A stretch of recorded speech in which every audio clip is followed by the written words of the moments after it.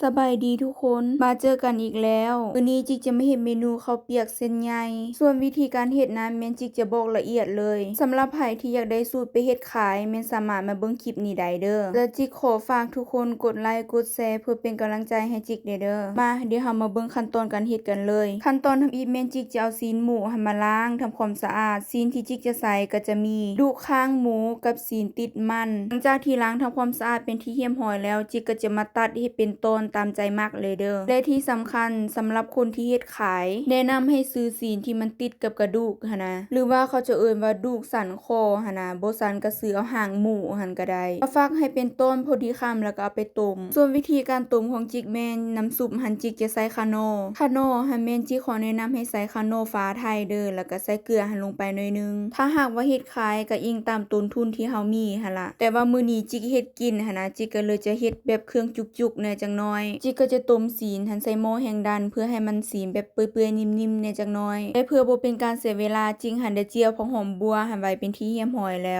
และตอนนี้ก็คือจิกกำลังจะทอดเขียบหมูก็คือจิกจะเจียวมะเขือใส่แคบหมูหั่นนะส่วนมะเขือหั่นจิกก็ได้คั่วแล้วก็บดไว้เป็นที่เรียบร้อยแล้วคือว่าละเนาะสิเฮ็ดข้าวเปียกกินทั้งทีอีหยังก็ให้มีครบได้ให้พอแต่น้ำมันร้อนจิกเอาเขียบหมูหั่นลงไปทอดเลยอันที่จริงแคบหมูเนี่ยจิกทอดไว้แต่มื้อคืนพุ่นแล้วแต่ว่าจิกแช่น้ำมันปะไว้หั่นนะเพื่อบ่ให้เป็นการเสียเวลาว่าซั่นซะเพราะว่าน่าจะเสียเวลาหลายแฮงมื้อนี้ก็ได้ปากนี่ก็อยากกินแต่เมนูยากๆคันบ่เฮ็ดแม่ก็บ่แล้ววิธีทอดแคบหมูนะแนะนำให้น้ำมันร้อนแล้วจะค่อยใส่ลงไปเด้อบ่ซั่นแล้วมันบ่ฟูบ่กรอบก็จิกก็จะทอดใส่ไฟกลางหั่นประมาณจัก3นาทีแล้วก็ตักขึ้นจิกก็จะทอดไปเรื่อยๆจนกว่ามันสิมืดพุ่นแหละขนาดบ่ได้เฮ็ดขั้นตอนทำอิฐได้นี่ถ้าเฮ็ดแต่ขั้นตอนทำอิฐนะบอกเลยคลิปนี้มียาวขนาดบ่เกิน15นาทีพุ่นล่ะจิกพยายามย่อคลิปให้ถึงที่สุดแล้วทุกคนอดเบิ่งอดส้มเอาเด้อจิกตอนนี้กำลังเรียนหูทุกคนกำลังสิเรียนย่อคลิปกะจักจิย่อเนาะได้คือว่าแล้วเนาะเฮาคนมือสมัครลิ้นน่ะสู้คนมีประสบการณ์หลายบ่ได้ดอกแต่จิกก็สิพยายามเฮ็ดให้ดีที่สุดขอแต่ว่าทุกคนสามารถติชมจิกได้เด้อนี่อันนี้ก็เป็นแคบหมูที่เฮาทอดครั้งที่1แต่แน่นอนมีทอดครั้งที่1ก็ต้องมีทอดครั้งที่2และการที่เฮาจะมาทอดครั้งที่2ให้มันต้องทายแคบหมูหันเย็นซะก่อนแต่ตัวนี้แม่นจิกจะค้างหม้อเฮ็ดหม้อต้มข้าวเปียกเด้อก็สิต้มใส่หม้อใหญ่นี่แหละเพราะว่าสิเฮ็ดไปสู่พ่อปู่แม่ย่ากินนำแล้วหม้อตุ๋นศีลของจิกก็สุกเป็นที่เรียบร้อยแล้วจิกก็จะเอาตะหลิวหันมาทาวเอาแต่ศีลหันใส่หม้อต้มข้าวเปียกส่วนน้ำซุปที่เฮาตุ๋นหันแม่นจิกจะเอาทิ่มเด้อเพราะว่าน้ำมันหลายโพดเบิ่งแต่ตอนศีลก็คือนิ่มๆทุกคนกินแล้วประมาณว่าละลายในปากเลยนะขนาดบ่ได้ใส่น้ำซุปลงไปได้หันน้ำมันก็คือบักหลายๆมาฮอดขั้นตอนนี้ก็จะเข้าสู่การปรุงน้ำซุปกันเลยเครื่องปรุงที่จิกจะใส่ลงไปก็จะมีขิงแห้งถ้าหากว่าไผมีขิงสดก็เอาขิงสดใส่ได้เด้อแล้วก็จะใส่แป้งนัวหั่นไปประมาณบวงครึ่งแล้วก็ใส่ขนมฟ้าไทยหั่นบวงนึงแล้วก็ใส่ขนมหมูเขียวหั่น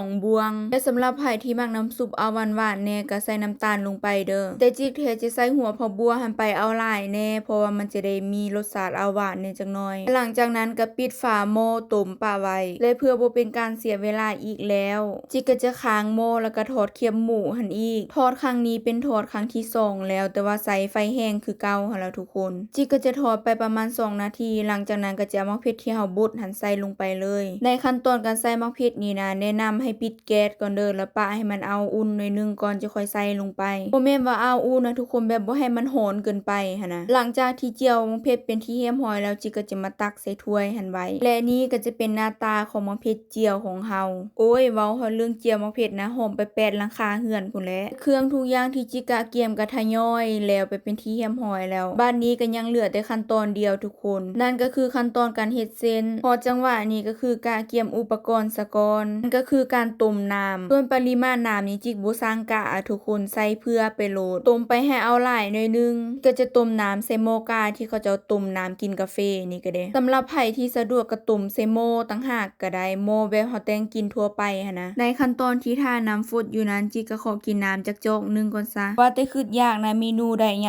ากๆหันสามารถเฮ็ดได้หมดแนวใดก็สู้ๆเด้อจิกเอ้ยนี่ก็จะเป็นแป้งที่จิกจะใส่เฮ็ดเส้นข้าวเปียกเส้นใหญ่ก็จะมีแป้งข้าวเจ้าแล้วก็แป้งมันสำปะหลังหรือแป้งสิงคโปร์หั่นนะแม่นแป้งอันเดียวกันเด้อทุกคนจิกก็จะมาทอกใส่แนวละครึ่งถุงถ้าหากว่าเฮาเฮ็ดหมดนี่นะมันจะได้อยู่ประมาณโลนึงหรือว่าโลปลายหั่นนะนำให้จงแป้งสิงคโปร์ให้ไว้หน่อยนึงเด้อส่วนน้ำร้อนที่เฮาจะใส่ลงไปแนะนำให้น้ำร้อนเดือดเด้อและหลังจากที่เฮาใส่น้ำเป็นที่เรียบร้อยแล้วแนะ นะนำให้ใส่บ่วงหรือว่าใส่อีหยังก็ได้ที่มันขนาดมือหันนะมาคนให้น้ำให้มันเข้ากันเฮาจะค่อยจะสามารถกะปริมาณน้ำได้หันนะเมื่อเฮาคนนวดๆไปแล้วคันกะว่ามันแค้นโพดก็เอาน้ำหันใส่ไปอีกจิกบ่สามารถที่จะตวงเรื่องน้ำนี้ได้นะทุกคนจิกกะปริมาณเอาหลังจากนั้นก็คนๆนวดๆให้มันเข้ากันขั้นตอนการนวดนะทุกคนแนะนำให้นวดตอนมันร้อนๆโลดเด้อถ้าหากไผมีเครื่องจักรแท้ก็ดีมันจะบ่ได้เจ็บมือหันนะจะนวดไปเรื่อยๆจนให้มันใสให้มันเป็นติดกันเป็นก้อนหมดเลยหันนะถ้าเฮานวดตอนที่มันยังร้อนๆได้นะทุกคนเส้นมันจะงามว่าซั่นซะแล้วก็จะเฮ็ดให้แป้งเฮามันเนียนอีกมันความว่าร้อนหันนะทุกคนมือก็จะว่าแดงหมดตรงคอนเซ็ปต์เดิมอะทุกคนอันใดที่มันว่ายากหันนะหาซื้อกินอยู่ห้านเอาเด้อเว้าเฮาเรื่องความยากแล้วก็ความลำบากนี่บอกเลยว่า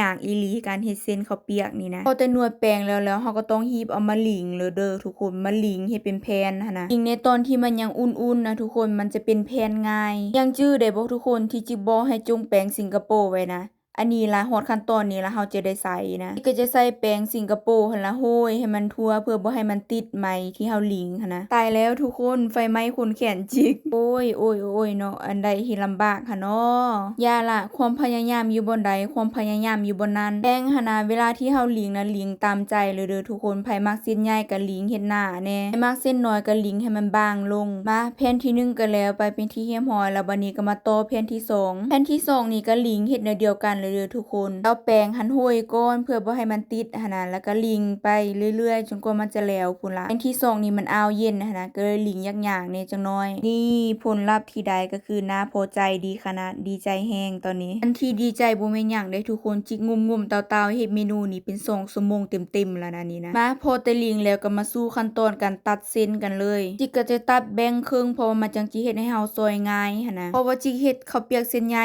เด้เลยจะบ่เฮ็ดยาวมีที่เฮาจะใส่ซอยหั่นน่ะแนะนำให้ไปทาแป้งสิงคโปร์ก่อนเด้อคือว่าเอาแป้งสิงคโปร์ให้มาทาคมมีดนั่นซะก่อนแล้วหลังจากนั้นเฮาก็ซอยตามใจมักเลยเด้อถ้าหากว่าเฮาบ่เอาแป้งหั่นน่ะมาทานะมันสิเฮ็ดให้เฮาซอยยากมันจะเฮ็ดให้เส้นหั่นน่ะติดกับคมมีดหั่นบ่ซั่นก็เส้นลุยหั่นน่ะบ่งามส่วนวิธีการซอยเส้นนั้นถ้าหากว่าไผมักเฮ็ดต้นสั้นทอคอมือนี่ก็ได้จะคล้ายคือกับต้นมักกะโรนีก็ได้ทุกคนเวลาที่เฮาตัดเฮ็ดคอสั้นนะว่าความมืดซะทุกคนสูตรแป้งตัวนี้แม่นจิเคยเฮ็ดขายตอนจิกยังบ่ทันเอาผัวหั่นน่ะจิเคยเฮ็ดขายอยู่วังเวียงตัวที่จิกขายก็จะมีข้าวเปียกเส้นใหญ่แล้วก็ข้าวเปียกข้าวส่วนอันว่าข้าวเปียกเส้นใหญ่นี่นะแม่นสูตรของแม่จิกเองแม่จิกเป็นคนคิดเองสูตรนี้นะแต่ถ้าสำหรับไผที่มาเห็นคลิปนี้แล้วอยากจะเอาสูตรนี้ไปเฮ็ดขายก็สามารถเอาไปเฮ็ดได้เด้อหลังจากที่เฮาซอยเส้นไปที่เยี่ยมหอยแล้วเฮาก็จับเส้นหันแยกออกจากกันได้ที่มันติดกันหั่นน่ะหลังจากที่หม้อเฮาฟดแล้วเฮาก็เอาเส้นหันลงไปเลยถ้าหากว่าเฮานวดแป้งเป็นนะทุกคนเส้นมันก็จะฟู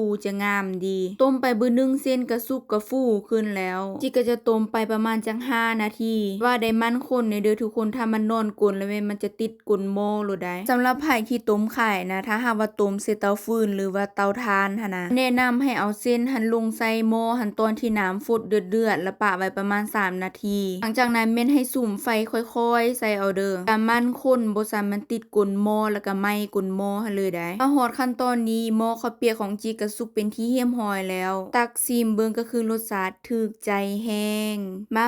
บัดนี้เพื่อบ่เป็นการเสียเวลาเฮาก็จะตักใส่ถ้วยแล้วก็พร้อมเสิร์ฟถ้วยนี้ก็จะเป็นถ้วยของโอป้าหันมักกินถั่วงอกแฮงจิกก็จะใส่ถั่วงอกหั่นละให้นางผักหอมหันจิกจะใส่เป็นผักหอมเป้เด้อทุกคนแล้วก็เจียวผักบัวแล้วก็ใส่โรยลงไปข้างหน้าหั่นเลยแล้วก็ตบท้ายด้วยพริกไทยที่บอกตัวนี้ก็คือกินหอมอันนี้แล้วเนาะเขาเอิ้นว่ากินข้าวเปียกของแท้ถ้วยของโอป้าก็คือเสร็จสำเร็จเป็นที่เรียบร้อยแล้วอันนี้จิกก็จะมาปรุงให้กับตัวเองได้บัดนี้เบิ่งคือจิกินหลายเลยทุกคนแต่บัดสุดท้ายมาจิกก็กินแต่น้อยเดียวนึงนะส่วนถ้วยของจิกแท้จิกบ่ใส่มันถั่วงอกเพราะว่าจิกบ่มักกินหั่นนะบ่แม่นว่าบ่มักแบบบ่อยากหั่นนะก็เลยบ่ใส่จิกก็จะปรุงแต่ผักหอมเป้แล้วก็ผักหอมบัวเจียวหั่นแต่อันที่จิกจะใส่แบบเน้นแบบจุกๆหั่นนะอันนั้นก็จะเป็นมักเผ็ดเจียวพุ่นแหละนี่หน้าตาถ้วยข้าวเปียกของจิกนะประมาณนี้แหละและนี่ก็จะเป็นสูตรข้าวเปียกเส้นใหญ่ที่จิกจะให้เหลือนั้นแม่นไปปรับปรุงเอาเด้อทุกคนมาฮอดขั้นตอนนี้จิกอยากจะบอกกับทุกคนว่ามาเด้อทุกคนกินข้าวเปียกเส้นใหญ่นำกัน